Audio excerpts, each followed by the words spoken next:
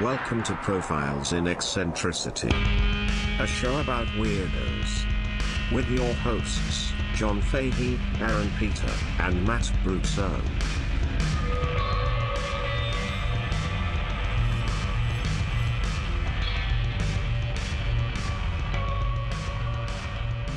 Hello, folks. Welcome to Profiles in Eccentricity. It's a show about weirdos, doggone it. My name is John Boy. It is John Boy time. I am your host, John Francis Fahey. 'Tis I, the John Boy.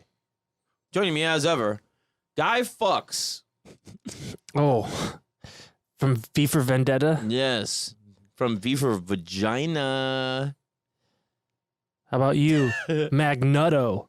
Oh, I like Magneto. That's good. Magneto's good. Master of Magnetism. Oh, God. Maximilian C. Lotus, Esquire. Guy Fucks. Guy Fucks I like. Yeah. I said That it. fucks is good. It's okay. Aaron Josephita. That's How me. are you? Feeling good. Feeling Yeah? great. How are you? Sprightly? Spike Lee? Sprightly. Spike. Are you feeling sprightly? Yes. Effervescent.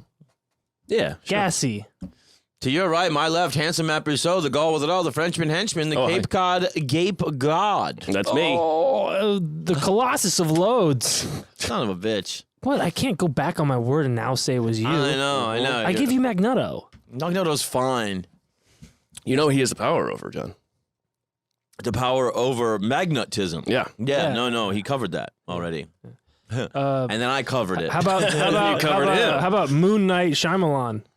Oh, that's pretty good. And in honor of today's episode, the turd man of Balcatraz. I like Jesus, that's stupid. That's good. Yeah. The turd man of Balcatraz? Yeah. Very good. That is stupid. Yeah. It's good. Yeah, Yeah, that's what it is. Do your turd call. I'm a turd watcher myself. Recreational. Oh God. Yeah. Oh, I like Join the club. I like when they're prairie dogs actually.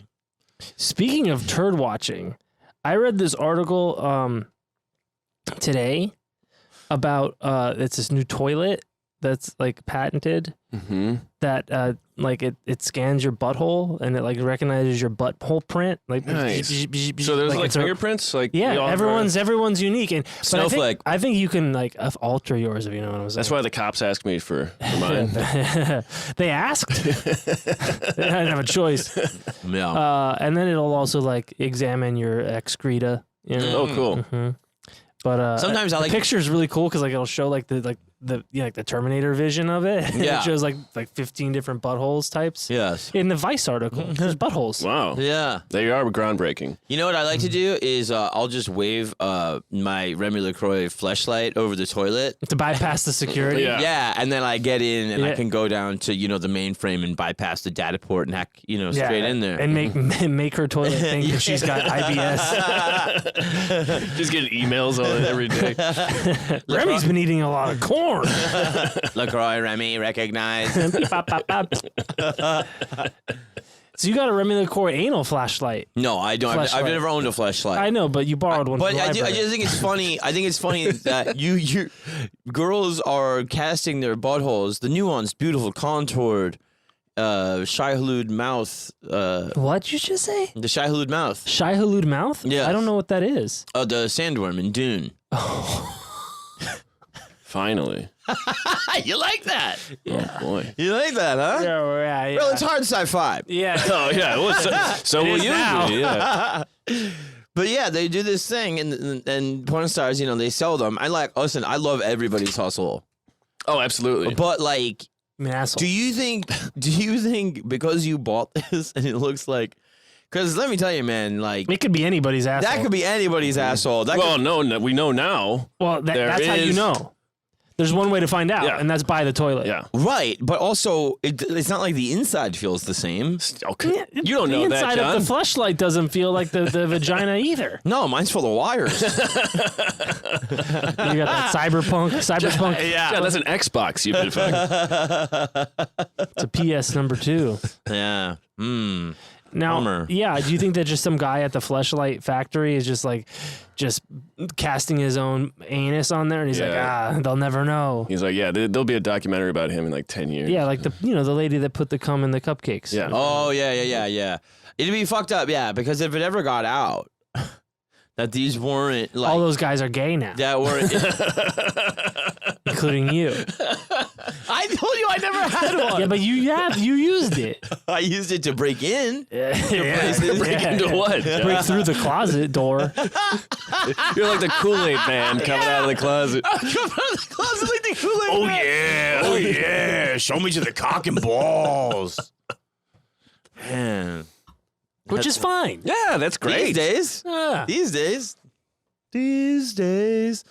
Oh, man. That's the shit that the Jim Jones people were drinking. They would all be okay. Man, that that Madonna video. Sad. Dude, that was wild. She looks real crazy. She looks like an alien. Yeah. Her TikTok, she's just like doing this. Yeah. She's going to strap And on. she got big old like porny boobies now. It's weird, man. Yeah. Weird. And she's listening to These Days by like Nico, so it's like pretty like, are you like depressed? Like, Yeah, this is like a song a where cry for everybody help. was on heroin when they made it. Yeah. And there's also a video where everyone was on heroin, meaning Madonna. Yeah. These celebrities, man. My pal, Just like us. my pal Jessie Lynn Latchett just left town. That was real fun. That was great. Great jukebox with her. Yes, excellent. Folks, $5 a month and an extra episode per week. We had an impromptu jukebox featuring Radisson Zahariev and my friend Jess Latchett. And I had a bunch of days off from work. It was glorious. We saw Everything Everywhere All at Once, which was fucking mind-blowing. We had a real good hang with you and your buds. And Jawbreaker were incredible. Jessie is just the best. She is a total legend. And, somebody I've known for like 20 years, and I just love her so much. So it was so great to have a couple of days hanging out with her. And we were on our way to the fucking to the show, and she busted out some great shit on that jukebox. She was talking about Wilson and stuff, her son. But we were on our way to the show, and this thing, I don't know, like we were already kind of lit from hanging out with you. So I was like, we're not. John showed up in John fashion, or Oh, I know. yeah, okay, you live with him. What the fuck does that mean? You brought a party with you. That's it was true. just you and Jesse, and I know. you were all ready to go as soon as you got here. Yeah, it's true. Flashlight in hand. Yeah. He said, "Whose butthole is this?" Yeah. Mine. You're like, how'd you get past security? And I just held it up. Like Loki in the Avengers. Yeah. Matt's like, how do you make it wink? It's like, you squeeze it. Crying. Oh, no. But so, I don't know, I get in the Uber on the way to the show, and I said something. I was talking about, like, man, I wish I did. I'm this level of drunk where I go, like, I wish I did Boy Scouts so I knew more knots, And then there was some conversation about that. The Uber driver's this nice guy. And then we were talking about it for a second, and he was talking about, like, doing knots for sailing and doing knots, like, as a ranch hand. And this guy, this motherfucker was, like, the wrong guy to tell about knots. Oh, well, maybe the right guy. Or the right guy. Yeah. And then I made some kind of pun with knots, and me and Jesse are fucking, like, getting silly laughing. And then he looks in the mirror and he goes, "That's not funny." And we like fucking were like, exploded, losing our minds. You're like, oh, this is our favorite guy ever. I think Jesse brought up the Uber driver twice the next day. Oh my God. She was like, man, he was the best. I was like, yeah, he really was. He was really, really sweet. Just like this old dude. But yeah, that was really, really fun. You need to do a little bit of a recap on Robert Stroud. That's right. AKA the Birdman of Alcatraz. And of course, as you know, he never possessed any birds at Alcatraz. That's right. Right, yeah. Which is the Bird Island. Yes, which is named for the Canaries, I believe. Yeah, there was. We actually talked about this on an episode once. Like it was We talked about in the last episode. Alcatraz. I think it's supposed to be like Spanish. it was like seagull, and then it was like pelican or. Oh, it was frigate. pelicans. You're completely It was right. something like that. Yes, it was like the Isle of Pelicans, basically. Yeah. So, I mean, you take the same thing with Matthew Wagman. You know what I mean? You're sending this poor guy over there. You can't use the phone. I know. You're And just then teasing you're him. sending this guy to the bird prison. Yeah, I mean, come on. I It's mean, just cruel and unusual. I'm sorry. Slap in the face. I mean, he said this is for the birds. Ladies and gentlemen, this man is for the birds. Bet he had a lot on his mind too. So, Birds. Robert Stroud, and I was with Matt. I was like, I didn't even think about how Scottish Stroud. He must be a proud Stroud. That's not funny. It's not funny. He's winging it. Oh God! So Robert Stroud, as you know, beaten in the belly by the dad. In his mother's belly. In his mother's belly, yeah. and then treated viciously, threats to his life by the father, and then the mother, who is so doting, and then she doesn't get her way or doesn't like something, and then it is the silent treatment, and the walls go up, and of course, Robert is very kind to his mentally disabled little sister, and. It might have actually been an older sister, because I believe the mother had 2 daughters from a previous marriage. Right. And then there was the younger brother, and so that was a thing where he faked the typhoid, possibly, to get, because even the dad was like, "Ooh, the baby," which is like, what the fuck is it with these guys? Where he's beating one in the belly, and the next one he's like, "Oh God, look at this little tyke." Like, what the fuck changed, man? Age. Yeah, he just got older. Yeah, he just cooled out, you know? He reached the age his dad died. Isn't it crazy when psychos cool out? Like, man, I'm really just taking it in stride these days. It's like, you used to be throw mom down the stairs so I wouldn't be born. I was a younger man. Yeah. It was a rough couple decades for me. And so then, he has the thing where he's pulled out of school. He is homeschooled by his mother. He's homeschooled by his mother, and then he's put into school, and he's so far ahead of those kids, and then he has a superiority complex, and he's ends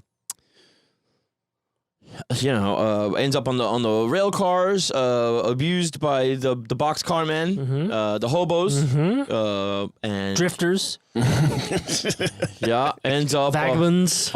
ends up in Alaska, where he meets Kitty O'Brien, who he is either a friend of or a pimp to, and he kills a man, Von Dahmer, over not paying her, possibly roughing her up, and like I said, there's sweeter and sourer versions of that story where it's like, oh, she nursed him back when he was sick one time, and but he said also about his sexuality that it either had to be an overbearing older woman, and she was like 36 and he was 18, or it had to be young boys because his mother valued young boys, and more so than adult men. So he develops everything about his sexuality is coming from his mom, and he also had that thing of total honesty from his mother. So as soon as he kills this guy over this dispute with the prostitute, he goes to a cop and he's like, "Yeah, I fucking did it." And he goes, "This is how he treated a woman." How about that? Yeah. So want to arrest me now? Yes. Yeah. So that was the thing. Thanks, kid. And then he's at McNeil Island, and has something where he's possibly going to be able to visit with his brother, the popular baby brother. And some ward, Screw tries to fuck him out of visiting it, in his opinion, and then he just stabs him in the cafeteria in front of thousands of people. You're locked in it with me. Yeah, and so that was the thing I talked about in that episode, was that he was such a problem with his tongue. I described him as Batmanian. Yes. And that they would tie him to the bars, tie his arms to the bars, because he was considered so dangerous. In every way imaginable. And he's smarter than all of you. Everybody there. So that's a real problem. because the prisoners and the warden and on down to the screws, everybody's scratching their head about like how to fucking figure this guy out, and that never goes away. Right. It's a good thing the birds don't speak English. Yeah. Oh, right. Yeah. Can't tie his brain to the bars. But, so he has this thing, even though there's this weird dichotomy, right? Or it's like, speaking all of the truth and being honorable, but also there's this thing of eliciting sympathy and kind of being... Fostering sympathy, I think is what it's called, John. Oh, yes, that's right. Yes. And killing people. And right, but just still, like, the thing is, like, he does these things with no remorse, and then he somehow brings you around to thinking he was right. Yeah. And in a way, you're kind of like, well, that guy was being a dick. And then you're like, and that guy was kind of being a dick too. But also, like, I don't know if you guys know that you can't go around killing people. You just can't do it. No, not in most places. Right, Yeah. right. Certainly not in jails. Oh, right. that's pretty And obvious, so right? in McNeil, he killed this guy, federal employee. So then it's Leavenworth. And then he's considered such a problem that it's straight to solitary. And his mother, he's sentenced to hang. And his mother gets Woodrow Wilson to Stay the execution. And the warden of Leavenworth is so put out by that because he's like, this guy is such a fucking problem for me to deal with that you are really fucking with the program here because it would be way more convenient for me if this guy died. Right. And for everybody there. And Like, yeah, right.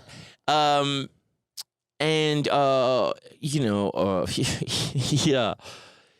When you're in solitary, you're in solitary.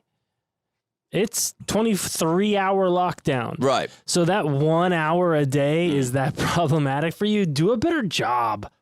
Agreed. You have one job. Keep the guy in the cage for 1 hour. The episode 2, I just kind of like listened to it before we started, just so I could get kind of like where I was at. But you had the point of, he got caught with that thing, which was the ring with the stamps with the morphine on them, and then he assaulted the orderly and the fellow prisoner that were in on the scam because they snitched. Right. And he was like, I just wish I killed them. So it's just like the kind of thing where like he's got these rules. You know what I mean? Yeah. Very simple. Yeah, and it's kind of a thing of like, just don't fuck with me. Which is, it's not like this. He was this stalker that would creep around and he'd want to steal something, and then it was just a thing of like, he's got a big sign that says no trespass. Yeah. Beware of psychopath. Yeah. Right. And you're the one walking on the lawn. Right. Stop it. And so I told you also at Leavenworth was a thing where he almost talked, he did successfully talk the attempt by Carl Panzram into suicide, and that was a thing. I said it almost harkens back to Hannibal Lecter. Hannibal Lecter was, I believe that was totally stolen, but it harkened back to this thing of, like I said, like the Riddler, I have to be the smartest one in the class. I have to be the most dangerous one on the block, too. Right. So Panzram then would have been kind of a threat. Right. And it's also, it kills two birds with one stone, John. It proves that you're the smartest one on the block, and it also eliminates the only other threat. Yeah, who is the other smartest guy on the block? And Panzram is no slouch either. Like Panzram's in there reading Nietzsche and stuff. Yeah. You know what I mean? Like it's not as if like. Yeah, of course he's reading Nietzsche. Nothing matters. Yeah, but he's not the biggest louse on the block. But he makes some kind of half-assed attempt at it, and but I mean. From the poisoning to the nicking of the arteries, that's all coming down the hallway via dialogue with Stroud. The whole attempt is basically, it's murder by fucking, verbal. Like it's fucking nuts. But so he would have been there, when Panzram was hanged, and this whole time he's got. Like, I don't know what it is, because he's got this mother that somehow, you said it was from her giving bomb-ass head. Oh, to Woodrow Wilson? Yeah. Which I just thought of like Forrest Gump's mom. Yeah. Right. But he's got this thing where she's fully on his side, even though she's definitely real crazy, right? And it's enough... but there just seems to be this cult of personality already around him where you're like, why does he get away with so much when he does like abrupt, like these are not mistakable crimes. Like these are like full on, I did it, signed the confession, took a picture with the body. You know what I mean? Like, but he keeps getting around. You know what I'm saying? Like it's like a thing where you're like, how the fuck does he get away with it? And also never apologize. Like, Well, it's kind of like the Ted Bundy thing, where the guy who sentenced him, or read him the verdict, was like, "I wish I would have seen you practice. I know, yeah. Practice law in my courtroom." But son. even then, it's a thing where like your warden hates you. He knows that you're dangerous, and you say like, and then you're always in solitary. And you're still dangerous, and you're right. Do a better job. For that 1 hour, man, the sweat must just be pouring down. Like, There's alarms going off everywhere. But like, so like, it's like, so that Leavenworth warden, he was very pissed when Woodrow Wilson overturned it, and he was like, okay, man, fine, he's not going to be hanged, but it's straight back to solitary. In total, Stroud in his life, out of 54 years behind bars, which, from the time he was 18, he never saw a free day again. Jesus. 41 were in solitary. Oh my God. 41. And so that was the thing, too. We talked about, the guy coming and giving his tray, and he talked about, like, severing the guy's arm and planning that and admitting to it. And, so, we towards the end of that, we were having the thing of, like, it's dangerous. But also, you were saying, like, if you look at that arm and you don't think about cutting it off, what are you doing? Yeah. There are two things that you happen. deserve to be hanged. All right. If you do not think every waking moment about how to get revenge on your captors, whoa, Yeah. And get out of there, like you're not even alive. There are like 3 things that happen in the day. You get a tray of food in the morning. You then get let out for an hour, and then you get a tray of food at night, and that's it. You might get 3 squares. Yeah, You might get 3. You probably count a lot of the cracks on the wall Right. for a good portion of the day. Yeah. And I think you take 1 shower a week. Oh, there's one thing that Rob Corddry does. Oh, good. Rob Corddry does in the prison thing in the 10. He goes, can I talk to you for a minute? He goes, I was going to fold this piece of paper for a while, but guess that can wait. and he's got 2 trays, and it's just paper, and it says folded, unfolded. This thing's to kill the time in prison. Oh, folding paper. That's what makes it rape. So, like I said, self-taught ornithologist, breakthroughs in sepsis with birds, and the thing that's interesting too is like part of the people that are lobbying for this guy to get out. It's these ornithologists all over the world because they're reading his work. 2 of which were published, and he's like, I never got fucking royalties from that or whatever. But meanwhile, he's also selling canaries and shit out of Leavenworth. So like, and all of that money is going to like his mother, who moved to Kansas To be closer. so that he could, keep appealing. Right, because he had to have a family member in state or something like that. No. That's why he married his wife. Right. Because you can't. You can be moved, I believe, if you had because of Kansas's laws. Right. We're like, okay, you can have a federal prison here, but if they have a Kansan wife in the federal prison, you can't transfer them. So they kind of worked around that, and Delamay Jones, she moved there, and I think in the Birdman of Alcatraz movie they changed the name to Stella, and so 55, I believe it was, they started, the book started the Birdman of Alcatraz, and this guy was very much about rehabilitating the prisons and using this guy as an example. And it's just kind of like, man, of all the people you could have picked. Yeah. Like a white avowed murderer. You know what I mean? Like, Well, I mean, he's considering the audience. Sure, yeah. Well, that's the thing, is that you have like, literally Stroud would have the birds like dance when you toured Leavenworth, and it was it was showing like, oh, like look at what we can do with rehabilitation. Like I was saying when they had the Look what we can do with Right. birds. Imagine with people. the progressive warden, he was trying to show off like, look, blah blah blah. Nobody makes the. It's like that Filipino jail where like he makes all the inmates do the Thriller dance. Yeah. I mean, You probably read that book.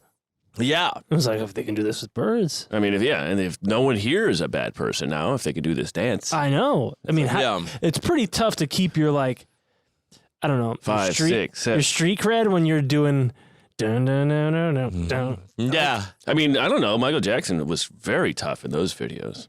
In the videos. Yeah. you Remember when they tied their wrists together and then that crazy knife fight? Yeah. I was like, That was Beat whoa. It, man. Oh, yeah. No, but still, that's the he was on the streets in that one. Yeah. I didn't stick around for the end credits. I got out of there. I don't know what song it was because I was like, ooh, gang violence. Oh, Not for me. I ran out of my own house. To the subway. Yeah. Subway. You think Michael had a Fresh. Macaulay Culkin butthole flashlight? Oh, Christ. What? Huh?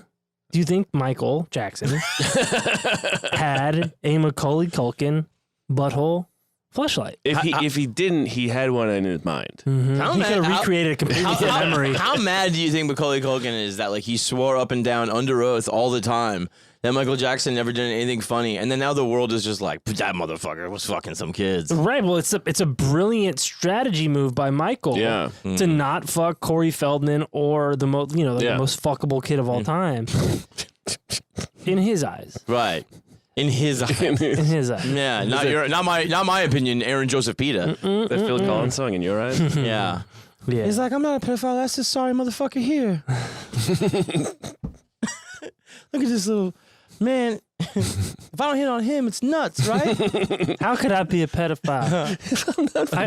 I got Richie Rich in my bed. And one half of the Shit, Corys. Corey Feldman from Friday the 13th 4, the final chapter. Shit. Yeah, remember when he shaves his head and shit? Speak on this. Come to my defense, child stars. Defense. Where's the kid from Webster? And my chimp? Bubbles, speak. You're basically an infant. Come on. You can do sign language. Yeah. Something.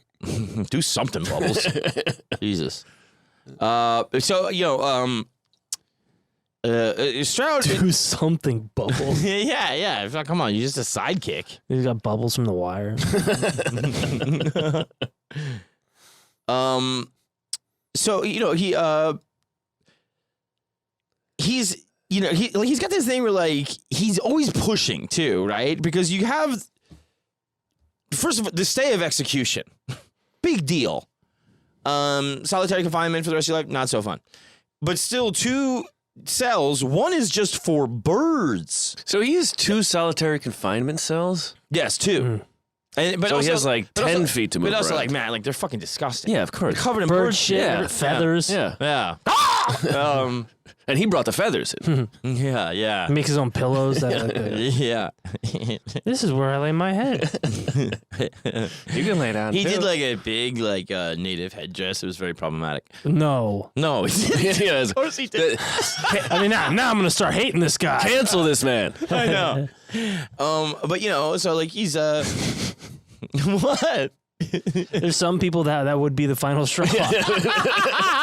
You know? This was not included in the book. So he was Coachella. but then it's like he's complaining about not getting the royalties from the books. You smuggled it out of prison. I mean, he's not wrong. No, but also like the canary sales from your prison cell where there's a prison with prison overcrowding.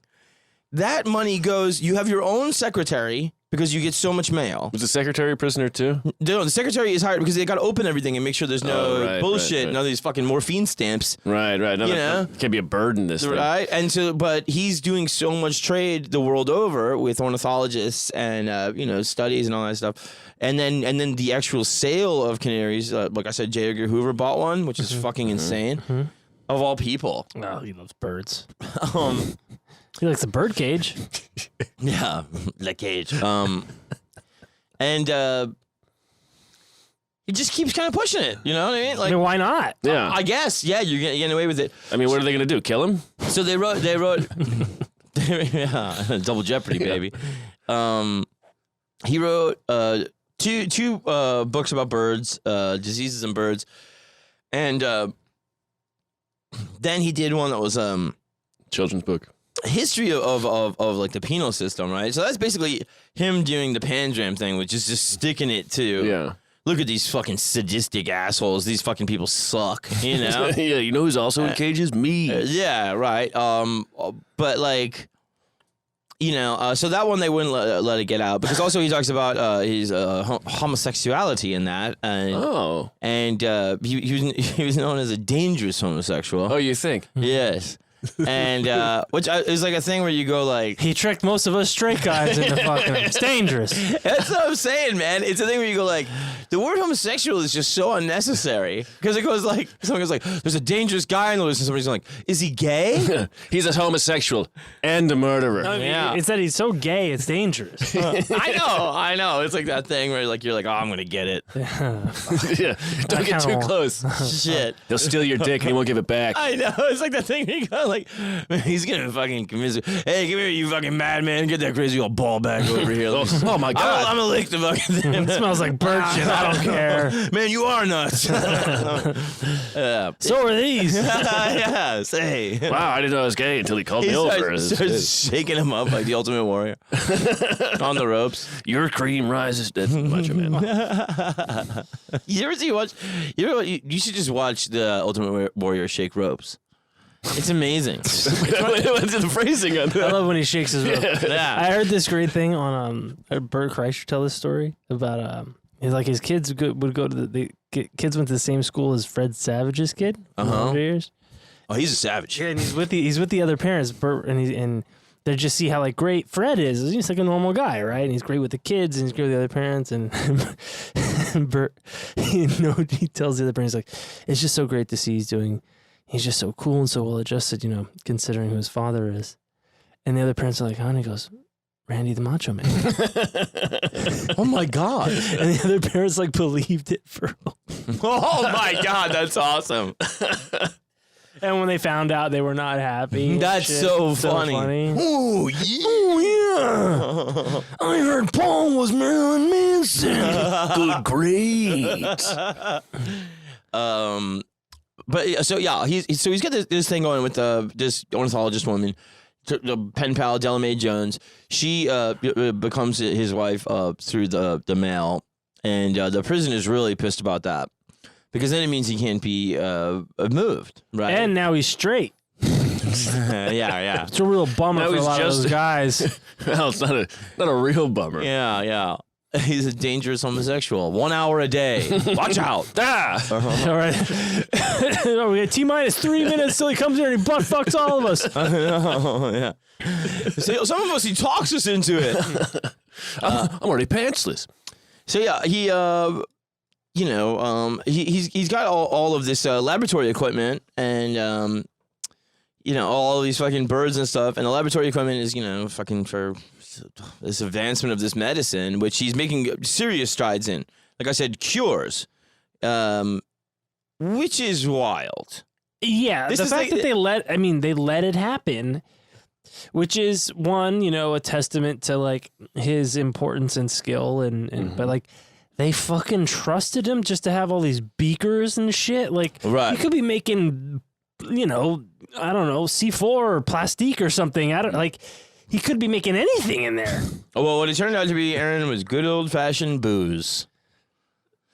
And so this is what I'm saying is you just keep pushing. Yeah. You know what I mean? Like you got the fucking thing. You're like you're in prison. You're doing this morphine thing. You fucking attack them. The card.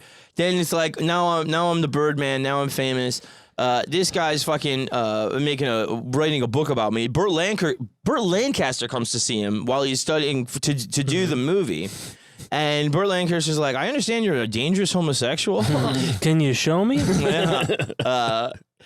Burt Lancaster was a great defender, like I said, of Homosexuals in the Reds. yes, and particularly Hudson, Rock Hudson, like the biggest Hollywood person that didn't abandon him during AIDS, and very much spoke out in support. I was like reading about Robert Stroud. I secondhand became very impressed with Burt Lancaster, and I still really want to see that movie, The Swimmer, which is supposed to be just Yeah, it was strange the other day too. Because in people's backyards. because the it whole was movie. mentioned in the Stiller episode. Oh, Yes. I believe that might be based on a short story that It's all like it's like in neighborhood. Yeah, it's like surreal, and he's going home. Yes, that's via swimming in pools. It's based off a very good short story. I think it's about sperm. Yeah. Oh, syrupy spoims. Like soupy sales, but syrupy spoils. Yeah. That's the gay porn. Soupy sales. He never really did much. Oh, I guess syrupy spoils. He swam. Yeah. Oh, God. We all float down here. But so they're like, okay, this is finally the thing we have to get this guy the fuck out of here, because he broke the rules, and so he's given no advanced warning of what's happening, that he's going to the Pelican Isle, and that the birds will not be traveling with. Oh God, they probably like break their necks in front of him or something. Oh. Or set him free. Also, the prison was so mad about the marriage and not being able to transfer him that I don't know how they got away with this. They wouldn't allow him to write his wife. John, they're a prison. But you're writing ornithologists in India? Like, what the fuck is that? Oh yeah, maybe she'll divorce him if she doesn't get the letters. Yeah.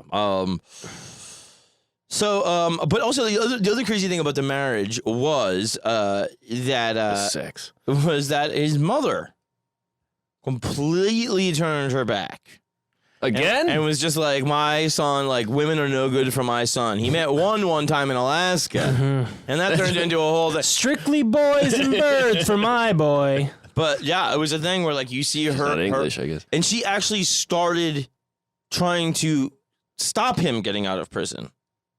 This is how hard the woman that moved there to keep him from getting to killed. Get the money from canary sales to lobby for appeals the minute another woman shows up. I mean, how fucking sickly Freudian. I know, I was going to say, Freud is like, this is great. This is perfect. All my work is vindicated. Plus birds? Yeah. What do they mean? Call up Carl Jung. There's got to be something here. That's my Freud impression. Yeah. From Ohio. Siggy Freud. Get Jung on the horn. Hey, Carl. These the guys you looking for? The wife takes over, starts selling, the avian medicine, and so he was making the medicine. He was making the medicine, and in the meantime, he was just like, fucking some booze, whatever, and like, just again, like I'm saying, like pushing it. But it was because this thing, he's always just like, fuck everybody, man. He's like, I'm a goddamn celebrity. He's like, who nobody, Burt Lancaster ain't coming to see Panzram. Can't even kill himself, right? Yeah. I told him exactly what to do. Yeah, that was also, he was dead years before. I don't know, I wrote that, but so yeah, Elizabeth Stroud was so mad about it, and she now argued against his parole, which is just... Was he ever up for it? No, but the applications were like her main thing. Applications for his parole were like her deal. Right, but there was never a chance of it. I mean, Woodrow Wilson stopped him from getting hanged. Why not believe... I guess it could be like, I don't know, how many years after the murder? Aaron, don't forget, like in the run-up to this, the books are coming out. Maybe now the movie's coming. Like, right, so maybe the public sentiment or at least the notoriety. Well, no, that was going to be later. She died in like 37, but she, but there was some kind of buzz here, and she moved away from Leavenworth, didn't speak to him ever again, just because he got married. Yeah, well, she did what she does. Yeah. Doting, and then when I don't get my way, right, the walls go up. Yep. So yeah, and so he said in 33 in some newspaper something that he hadn't gotten any royalties of Diseases in Canaries, which is his first book, I believe, and the publisher complained to the warden, and then that was the first time they tried to send him to Alcatraz, and then Stroud he was allowed to keep the birds and the canary selling business and all that. Like, so even like he's talking shit about the prison in the press, and still allowed to keep everything. Like, it's fucking wild. And a lot of it was because there was this ornithologist for the release of Robert Stroud on the outside. And that's like a whole thing where I'm thinking like...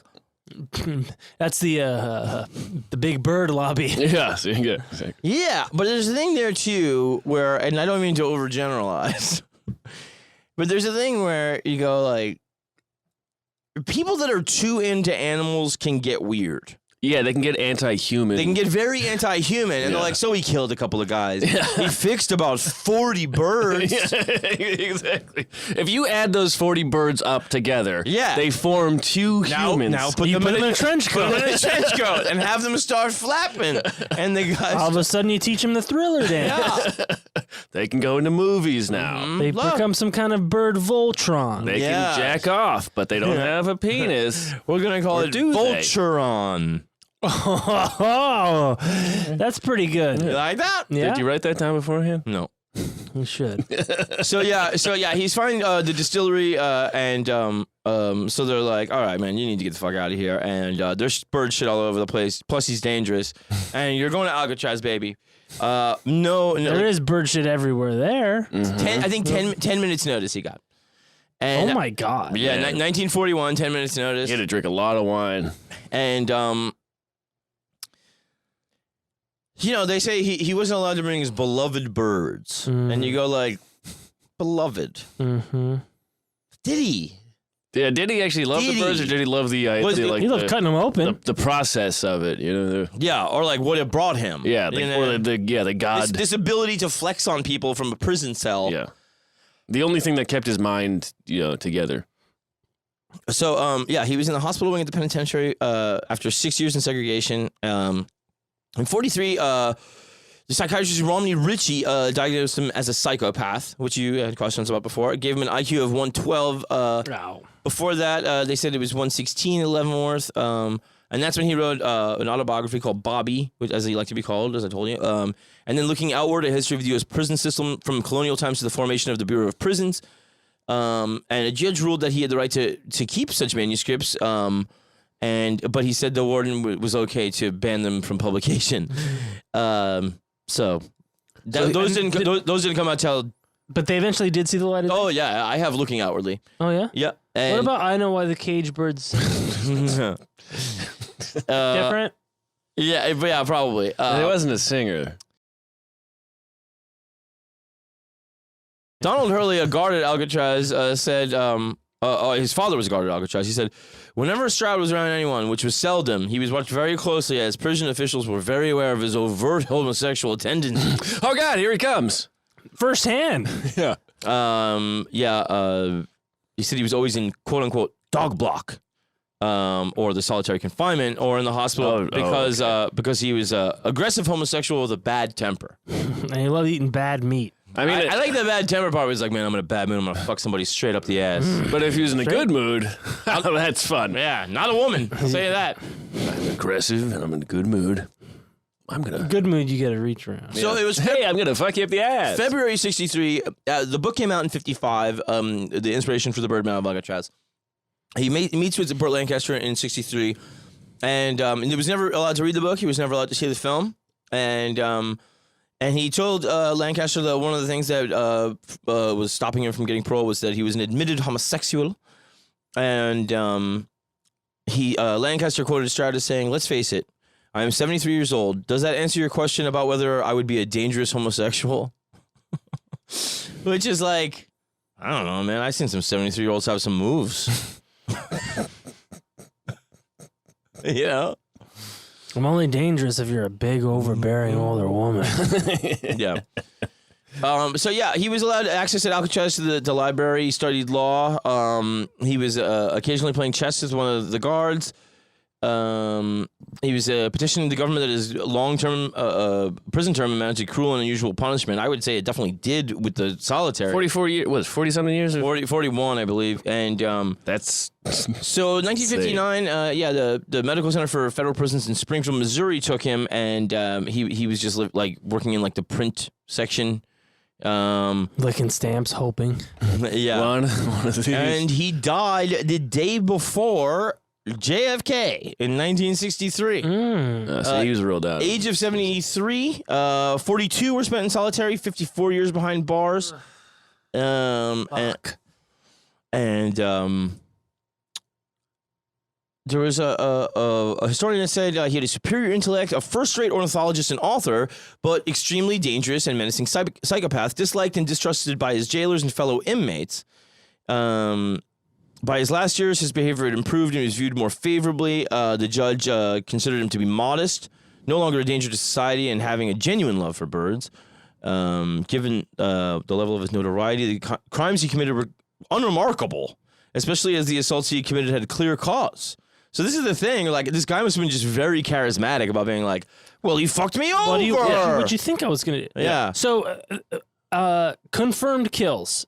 So we've got the guy who did wrong by a woman. Kitty. At 18. Right? Correct. And then the guard who was threatening to deny him a visitation. Yeah. How many other confirmed kills? That's it. Yeah. It's just assaults. I mean, psychopath. Yes. Right. Dangerous homosexual? Yeah. I mean, if you're gullible. Killing a guard in front of 1,100 inmates at the cafeteria is almost like, let's overthrow the whole thing.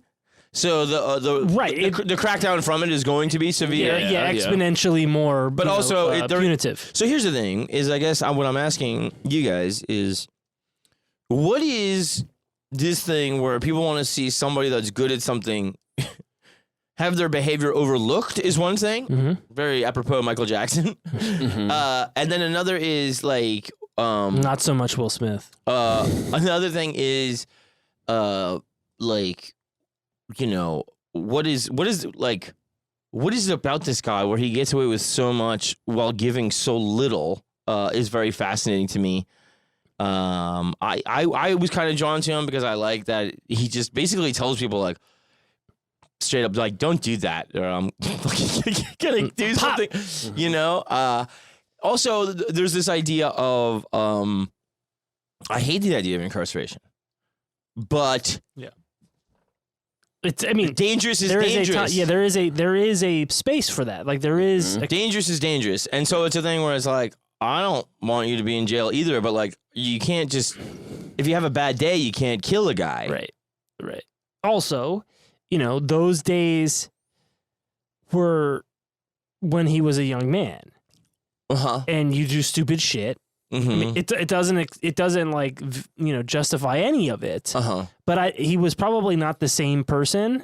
But then, you know, by the time he's in his 40s, he's not the same guy he was that beat the shit out and killed. Okay, so the one thing I'll say about that in regard to him is, it feels like there was, you do wrong, I'm gonna get you eventually. Like, it was very never forget, never forgive. Yeah, and it's, you know, it's the rules of the Wild West or the streets, whatever you want to call those rules. Yeah, the boxcar. Right. They're not good, but they are what they were, and they are what they are. You can't, you know, it doesn't make them right, but you can then like evaluate the person after that. But in his case, he was institutionalized. So like, he's not going to make it on the outside. Right. The best place for him is in an institution like Arkham Asylum. Right. But that's what I'm saying. Like, it's interesting too, is like, you know, the thing of, again with Hannibal Lecter, you know, it was that warning Clarice gets where he's like, fucking don't forget. Like, just talking to him is dangerous. You know, and they show that like throughout, you know, Manhunter and everything else, like seemingly polite, you know, little things that mean nothing add up to some crazy scheme. And he kind of liked showing that. Like, other prisoners were like, Burt Lancaster owes us an apology. They're like, he was so dangerous. They're like, one time, he started kind of a chant about some guy that was sick until it incensed everybody in the dog block to riot. And he goes, and then I remember just seeing in the riot him sitting in his cell just laughing. And it was that thing where I was just like, oh my God, like, yeah, you are trapped in there with him. Like, he's so scary. Yeah, those people need to be put somewhere else. Yeah. And it's not necessarily in a federal penitentiary solitary confinement. Right. You throw them in, you know, but it's I don't want to say a padded room either, but like something else where you can siphon off that energy from them for a productive meeting. Well, I mean, if we didn't lock up so many people, there wouldn't be enough to start a chant. Right. Yeah, and you couldn't even harmonize. But this is sorry, go ahead. there also would be more room to give him a larger space where maybe he has like a little bit of room, just him, no one around him, and he can have his birds, and like he can't talk to anybody unless people show up. So like we could have more space to deal with these special cases if we, because like the moment they execute him at Leavenworth, they're gonna be like The birds rise up. yeah, they're gonna fill his solitary cell immediately. Yeah. They're That's like, what the movie The Birds was about, actually. It's actually what The Crow is about. That's the third of the trilogy. First it's the Birdman of Alcatraz, then it's the Birds, and then it's the Crow. Yeah, it's the Birds too. Stroud's Revenge. The Birds Bite Back. Yeah, and Crow City of Angels with Edward Furlong is not canon. No. But the Furlong ones, yeah, they're good. there's like one. But like, so there's all like the other thing too of like this being the romanticized by Hollywood thing. Like the first thing you could do, because this is not the Hurricane. This is not Mumia Abu Jamal. Like this is a guy that killed somebody and continued to have bad behavior within prison. This was not people. He killed people. And dude, screws don't count. Okay. If you're in the line of duty, sorry. All right. Well, I mean, people listening, their dad might be a prison ward. Like, whatever. I don't know. Stop listening. Talk to your dad, dude. Yeah. Reach out. Tell him you love him. He needs to hear it. But yeah, it's like this choice by. No wonder like the stereotype of like uber liberal Hollywood became so bad. That they're like, look at this guy. He's good with birds. Let's let him out of jail. And it's like, yeah, he'll fucking like probably like just like cut your throat with a bottle over nothing. You know what I mean? Only if you step. Only if you step. Well, I mean, sure. Yeah. Sure. I mean, I think the Roman Polanski thing didn't help Hollywood's case. it sure continues to not. That's saying that's a big understatement. Big time. But this is the first one where it's like, I heard even later Lancaster was like, oh, fuck. Like, he's kind of nuts. Yeah. But, a lot of people who have done great things are bad men. Right. But also there's a thing there, too, where you go like, oh, somebody's doing something special, and it's ironically with birds from a cage. And so it's like it's too cinematic to kill the guy. But it's a thing where they're like, poetic. I think it's people working out their guilt through art about just that people are in prison in general. Sure. And they're working at it in this way where they're going like, oh well, he wouldn't hurt a fly. Except he feeds them to the birds. I mean, he killed two guys, but and they're like, okay, but wait, and they're like, but they weren't flies. They were men. The thing is like. Lots of people kill people, and we still exalt them. It's just if it's under and also the guise of warfare or being a there are I don't believe this necessarily, but but I'm gonna say it. What I'm saying is, as a society in which we live, we have arenas that killing is fine. Yeah. Right? Like if you're a soldier, sure, of course, you come back as a war hero, and who knows? God knows what you did, right? I mean, well, look at cops still. And you still, but this guy who takes the law into his own hands. I mean, I'm not excusing what he did in the first place anyways or anything, but it's kind of, hypocritical for us to say that some killings are justified over others. I'm not saying that. I'm not saying you are. I'm saying we of course. the royal we. Yeah, right. And so we're working it out when we see, an exceptional talent behind bars, and we go, well, who else behind these bars is also exceptional in some way, right? All the guys that start doing art like that, Well, and there's this thing too, where, and like, women. The draw of it, I think, is this, right? Where it goes like, how could the foremost authority, the foremost authority on sepsis in the avian species could be a guy behind bars with minimal access to anything and barely knows how to writes and run on sentences, like totally self-taught, picking up birds off the floor in the yard, and then you go like, there must be something wrong with the system. And imagine what he could have been in any other situation, if this guy, he didn't really necessarily have a bird interest on the outside. No. Imagine if He was pimping. Yeah, he could have been the greatest his pimp in pimp the hand world. was strong. But imagine if that fire that sparked in that person found any other thing. Mm-hmm. I mean, birds are great, and you did a great. The advancement of ornithology is noteworthy, right? But imagine if that talent and spark found something else, right? He just this is just the arena that he was forced to find. Yeah, the only Right. thing But he also, I had. think in the last episode you said something I thought was very interesting about like, would he have ever? He loves that. Yeah. I value your praise. And he's like, I value your opinion. He's going to tell me what I said. No, I forget. But you were saying like, would he have done it if he wasn't trapped? Right. Maybe he would have just been like, oh man, baby, I'm still just slinging fucking moonshine and fucking, He would have made the best moonshine. He wouldn't have been able to something. make moonshine if not for the. He Well, needed 2 toilets. That's Pruno. That's Right. toilet wine. Moonshine you can make on the outside. Oh, okay. Well, no, with all his shit, he was making good stuff with the lab equipment. I bet he was making the best. Yeah. Yeah, I bet there was some guards that were like, man. Now here we have gone. a Selbach D from 1938, Yeah. vintage moonshine, and you'll notice the subtle note of bird shit Yeah. along with the tannins. Mm-hmm. Yeah. Stirred with a shiv. The blood of the warden. Yeah. The notes on the back of the tongue. But yeah, so like there's just like a lot to unpack there where it's just like Hollywood, just having a bad take. It was just a bad Hollywood, you say? Well, art will always have, but will have like a sympathetic eye, and it starts with the book. Yeah.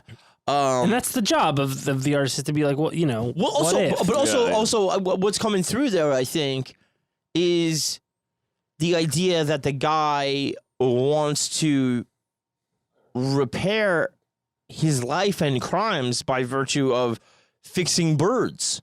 But does he actually want to repair his life and crimes? Not at all. Yeah. Is what I'm saying. Like, Okay, I see what you're saying. But I You're think, saying Hollywood is. I think making the that imagery is there. Yeah. And they ran with it Yeah. because that's It's a compelling story. It's a Yeah, sure. lovely story.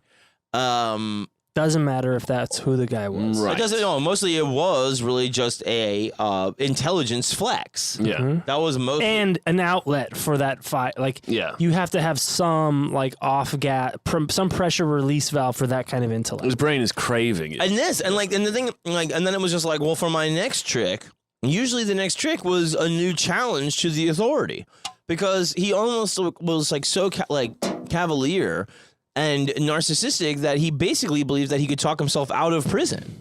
And that meant like complaining about not getting the book sales while having a business within Leavenworth. Well, you've already made it this far. Yeah, like you can't fucking do that. Like, you know what I mean? Like, it was a thing. But he would still get away with it, so he would still keep trying. And he's like, and now my fucking wife lives here. And now there's the ornithologist campaigning for the release of Robert F. Stroud. And like, you're like, what the fuck is going on here? And, like, I guess I can't blame him but I think it was just that, like, everything was always to keep him entertained. There was too much mind there. So even the prison riots at Alcatraz, it was just like, oh, here we go. Like, trying to fucking get Panzerm to kill himself. There was just always some kind of con going on. And this thing of trying to make everyone come to you. Like, he didn't really...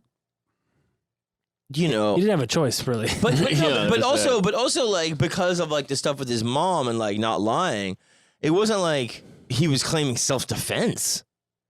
You know what I mean? Like he wasn't like really trying to scam his way. He was trying to make everybody bend to him and make them be like, oh yeah, like because he even got that judge to say it.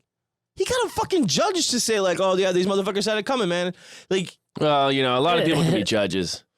no, I will believe me. I'm not lauding judges, but it's impressive.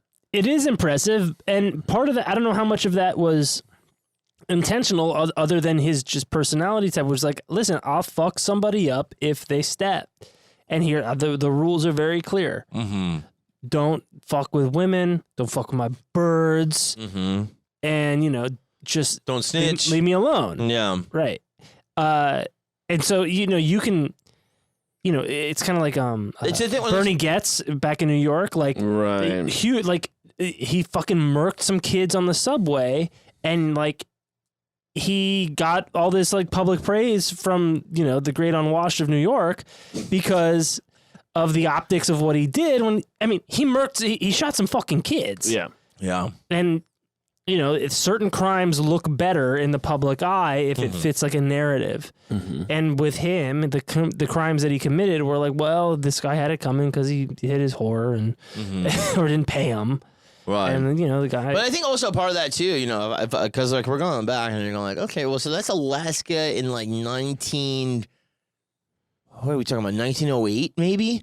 So you're going like, that's the closest you're going to get to the Wild West in that time. And it's freezing. And somebody just going like, you probably would think like, yeah, maybe the sheriff would be like, yeah, all right, well, he hit her, so. You know what I mean? You would think that, yeah. I can't believe that's not what happened. If it's going to be anywhere, you would That's think. the place to do it. And you know what? 9 times out of 10, he probably would have been right. Maybe he just fucking rolled the dice the wrong time. Like, some sympathetic, or friendly sheriff would be like, yeah, we treat our whores right here in the Yukon. Who knows? Sure, I mean, that guy could have been a friend of the sheriff. He might have been the sheriff himself. What do you think about, as I put it in the first episode, trips down the stairs, punching in the belly? I don't agree with doing that. I'm not done with the question. Oh. Well, for the record. Well, he made a statement. A failed underground abortion. And then this guy's still like a fucking genius. Like, what the fuck? Against all odds, but then, of course. Well, there's that thing like, the rose that grew from concrete type of thing. Like, stress can make you strong or it can kill you or make you sick. And I don't. Yeah. Fuck, man. Who knows? And then arguably, like I said, the mother's punishment was worse because it was either like full on love or the faucet is off if you make the wrong move, and like then that becomes like, doesn't that actually become the real scary thing? Yeah, because you don't know. Because that guy's always beating your ass. Yeah, and you don't know when doubt. it's going to happen, and the one safe place could just be closed for fucking repairs. All right. But I have a feeling that was not an uncommon situation for a lot of people to grow up in during that time, and for the vast majority of human history. Yeah. I think there was a lot of abusive parents, and then a lot of emotionally doting and or withdrawn parents. Yeah. And I think that being a kid for most of civilization, and not human history, let me just say civilization, because they're different. I agree. I think you're saying that civilization got worse. I think the beginning of civilization was a nightmare. I think only the last 100 years was it any good whatsoever. Yeah, I think. I think you're also saying that thereby, if I may, jump to conclusion. Please jump. That maybe you're saying when it was like full tribal style, it was better. There was, I think, better and worse, right? It was different. It was different, but I think the beginnings of civilization Definitely different. Yeah, but the beginnings of civilization were a real bad time. Yeah, entering possession into the mix. Yeah. Well, ownership, possession, real estate. walls. It's not just turning off a faucet and it happens. There are slow structures that are being built, and then diseases come in because you're all together. Right. It happens slowly. It doesn't happen. Right. The walls aren't built overnight. No, but there is kind of a line in history where they go like around 12,000 years ago was kind of the agricultural revolution. People stopped moving around. They kind of became sedentary. Right after was the Younger Dryas. After that mini ice age. Right. After that, people started just hanging out. Yeah. Chilling. And then with chilling becomes building, and building becomes and with chilling comes villains. And dude, you don't like villains, even if they're chilling, even if they're Batmanian. Well, that's when they get kind of cool, But yeah, this guy, I don't agree with the Batmanian genocide. I don't even know what that means. Bad joke. Yeah. It's a bad joke. But it's a bad joke. It's a thing where, like, I think he's like I said, the most closest to a Batmanian villain that we've done. Yeah. And then the clear inspiration for Lecter. Yeah. But it's a thing too where like also like he sees himself as the hero, of course. Yeah. And then, we'll get to Ted Kaczynski, who is also very much that way too. And they always have this kind of like, the little origin story. Yeah. Of like, their dad, and then they were in the hospital and the kid, and they fucking didn't get love. And I know. Right. I know. And, then they loved Matt. I've never been so convinced of anything by reading about these types of people than just there's nothing more dangerous than an unloved human. Yeah, and I think that's like I think a lot of the history of the world is a result of treating kids like shit. Yeah. I mean, like I was saying, like, in the first episode, like, Panzer and this guy, like side-by-side stories, different parts of the country, but abuse, beaten on the farm, beaten at home, hitting the fucking boxcars. Then there's a rapist, and, now you're his property. Which is a problem. And then you're bumming around and scamming and trying to see if you can get what you can. And like, that was the thing too. It was like everybody was so beaten off the farm and then raped on the railways. Right. That then when they showed up in a town, they're like, I'm gonna steal a pie. And then the guy's like, if I see a stranger, I shoot them. You know what I mean? Like, like people in like these frontier like level, like, they'd be like, if I don't know you.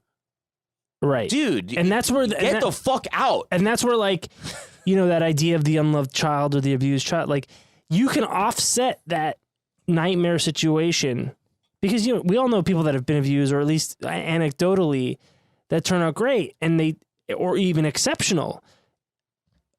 And that's because they were not abused in isolation. They had they had other places to go, and like examples to follow. Because like if you live out in the frontier and you're just being abused by your mom or dad, and they're like, shoving the Bible down your throat, and then you got to build a fence for the cows, like, and that's your whole life, you're gonna just become a fucking nightmare. Right. But if you have some place to go, and people are like, "Hey man, you got the Boys and Girls Club or whatever," and Denzel's teaching you how to fucking act. Yeah. You can't just go out and like fuck a cactus for an hour and then come home and get more abuse. Right, no, exactly. Take the needles off first. Well, depending, it's a succulent, Suck the fucking.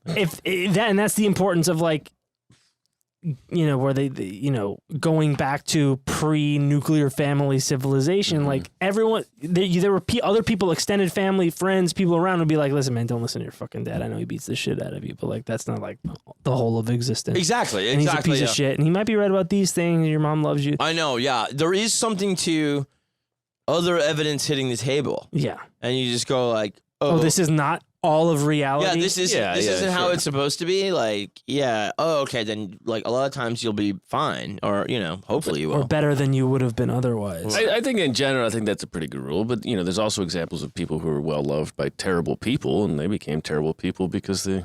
Of course, loved by terrible people. How do you mean? Well, I mean, does it just because? I think what you were saying is there are plenty of people who grew up with being loved, in a good situation, and ended up being horrible people. Well, no, yes, I'm sure there are that too, but there are also people who were well loved by terrible, like a person who wasn't necessarily a good person, who gave them bad ideas about society, right? Yeah. And inherited this idea that people should be ruled by me.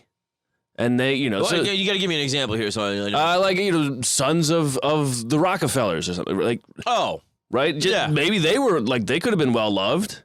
Oh, yeah. I mean, with them, it's almost was like Alexander the Great was well loved. Was he good to people? Sure, he was great. Yeah, he was great. I know what you're saying, but with them, it's almost like. I think what you're saying does not invalidate the other. No, I'm not saying it does. I'm not saying it does. I'm just another example of how to make a maniac. It's yes. There's not one way to create a maniac. No. Fucking million. When there's those dynasties, then it's like a thing of like you might be like well pampered and taken care of, but like they're gonna be like, how are you going to exceed your father as the next big global maniac. You know what I mean? It's like that kind of Well, thing. first I'm gonna fuck my mom. Yeah. I'm gonna cuck the shit on my dad. Show him Yeah. that I'm a better lover. Mm-hmm. Yeah. I'm gonna really fucking tear this place We'll up. start there. Yeah. I'm gonna start by slapping you in the mouth. But like that's another thing where like technically that is kind of isolation. If you're coming from the top and like you're not living a real. They don't alternative to life. Buddha. Yeah, there's no kid on the bus you can go talk to and be like, because like, I remember like when shit was like real crazy at my house and stuff like that. Like, I would talk to like this other kid at the bus, like on my bus, and it was like, hey man, this shit's going on in my house. It's pretty crazy. And he'd be like, this shit's going on in my house. It's pretty crazy. And we're like, it's crazy, right? And we both be like, yup. Thank God for fucking PBS. You know what I'm saying? Like, that Arthur. That type of shit. And Sesame Street, man. yeah, but it's the thing where you go like, oh man, I was grateful for that experience where you just go like, this is not. I'm not the crazy one. I'm not right? crazy, There's a good argument to be made for TV, like children's programming, 100%. Yeah, sure. especially PBS. Yeah, Like, oh shit, treat people nice. yeah. Like, and like low inside voices. Yeah, when also, All right. also representation and seeing people who Yeah, aren't you. fucking Muppets are all different colors. Elmo's red for Christ's sake. Animals and animals. I just Big Bird's big and yellow. And I think with gay, this guy probably. though, with all the things of like, everybody calling him a psychopath and sociopath. Of course, it's mainly prison people. But even when it's a thing with like all the other inmates are like, yeah, dude, fuck this, dude. Like, it's a thing where you go like, all right. I think the only thing he really loved was flexing his intellect, and I don't know if he loved the birds.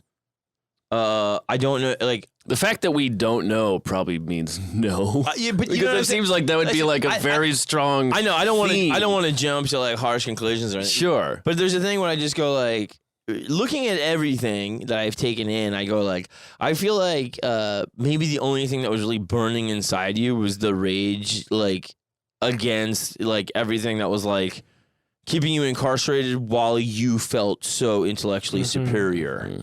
And we have to consider the source, Which is also very Batmanian. And it's one of those things where you go like, man, imagine he was like caught when he was like 50. He'd be like probably like the fucking Unabomber. You know what I mean? Like he'd be like too dangerous. Like if like all he's got going is just like rage. Yeah, but even the Unabomber story is he thought that he was being fucked with in this Harvard study. Well, he was. Oh, he was 100%. Have you listened to the study? Like, Yeah, they were hurling abuse at him. Yeah, they record you like and you're telling you your most vulnerable moments, and then a guy comes in yelling at you, calling you a pussy for those moments. He should have recused himself from the studies at a certain point. This wasn't a thing that went over months. This was it happened to him. It over years. No. Yes, it did. Not over years. No, this was a Harvard study for a short time. All right, let's to be continued. We'll hash this out on the Unabomber But episode. I'm saying, I mean, it's not. I heard it happened over the whole time he was at Harvard. No, it did not. Well, what's time when you're on acid, dude? What's time when you're But also, I mean, if it goes on for long enough. I mean, shit, man. Yeah, pull You know out. what I mean? Pull out. He should have pulled out. It's not as if like No, then we can People be like- let's save this for a Patreon. We'll talk about this in a Patreon. yeah. Well, me and Aaron were talking about tag teaming the Unabomber. the TK. Oh, okay. I get the ass. Mhm. Good. I'll get the dome, I guess. John the mouth Well, guy. that's where the meat is. Dome is good for me. I like the Astrodome. That's both worlds. But anyway, yeah, Robert Stroud. The turd man of ball control. I was real interested in it. I did like kind of his fuck you-ness, at first, and then I was kind of like, it just turned the whole thing on its head for me, because like I said, with the Panzram on, it's this thing where he's out there, he's trusted, he's given the benefit of the doubt, he's not tortured for the first time, and then he becomes this model prisoner, like waving a flag in front of the baseball team and stuff, and then like that guy gets like ousted from the prison administration, and then it goes back to electrocuting you in a bathtub until you are like your heart's about to stop, and then he goes out and he's like, I'm going to kill as many people as I can because this is for rehabilitating me for society, and he's like, I'm gonna show you what your rehabilitation has done to society. So he's like, gung-ho that way. But before that, he's very much like, oh, shit, you're going to be cool? Oh, this is the first time this has ever happened to me since I was born. Whereas Robert Stroud is like, given, this progressive warden in his own right. And then he's just like, I'm just going to do it. Milk it. I'm just going to milk it to flex on people and, to try to just kind of connive and like, it was just like a thing where I was just like, yeah, I guess, it's very conflicting to me because I just feel like I could never, ever do the screw job of just like caging humans. But also, how hypocritical is that of me to say that while also saying that certain people should be incarcerated? Well, I don't think they're mutually exclusive. No, you can. I mean, there's a gray area. There are jobs I could never do, but they need to be done. Yeah. Right. But also, we will say fuck screws. So you shouldn't want to do that job. But we're saying that somebody needs to do them. Yeah. So I'm not going to say fuck the garbage man because I love it when my No, garbage goes I would never say that. No. The garbage. A garbage man fucking is the glue to the whole society. I didn't know I was talking to the waste. Take that shit back. The waste management union. I have assured this says New York's was it New York's finest? You never talk shit about the garbage man. Okay, but you understand the analogy. There's a difference between removing the refuse from people's homes. Well, I know there's a fucking difference. I'm just saying.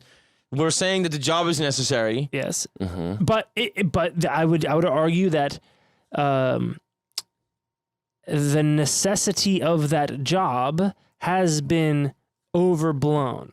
There should not. Right? No, 100%. Right? And I'm not speaking about waste management. I'm speaking about prison guards. Yes, no. But even if we did get it down, if we like whittled it down to who we thought were just like the real fucking like, oh, I can't stop fucking. Then we would value that job more. We would, but also we would still kind of doubt some of the people being in there and why and stuff. But maybe. Yeah. Well, I mean, I think in a healthy society we would. Sure. Hopefully. The problem is that we need prison guards. That's the problem.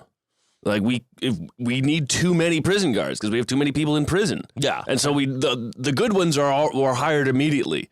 Yeah. And now we're hiring. Now they're hiring you failed at everything else, huh? All right. Fired from Walmart greeting. You're hired. You don't have to greet these folks. I kept telling them bye. Oh. Well. I used to be a stockbroker. Didn't do so well. I kept telling them. I used to be David Spade. Bye-bye. My mom got bye-byed one time. It's pretty dope. By David Spade? Yeah, at the VMAs. That's pretty dope. She claimed Sean Penn was looking at her ass, too. Of course. That's she pretty did. dope. Dude. Yeah. Dude, little did she know he'd be fixing Ukraine. he's like a plumber for Ukraine. Anyway, fellas, I knew the round table on this one would have a while, so I wanted to split it up into two. But in future, I probably would like to record it all at once and then split it up because I just feel on like the count of momentum. the momentum is better. I feel like the Mets came out better that way. Yeah. Guys, I'm pretty drunk too. What? No, I mean I was pretty drunk by the end of it. For the Mets? Yeah. Yeah, but it was great. It was great. Touche.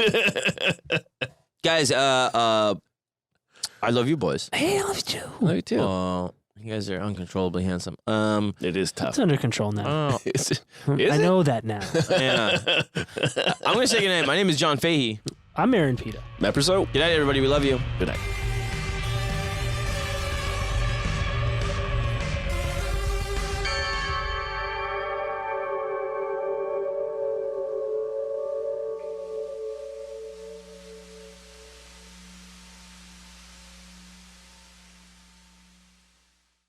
Scarpins Avenue.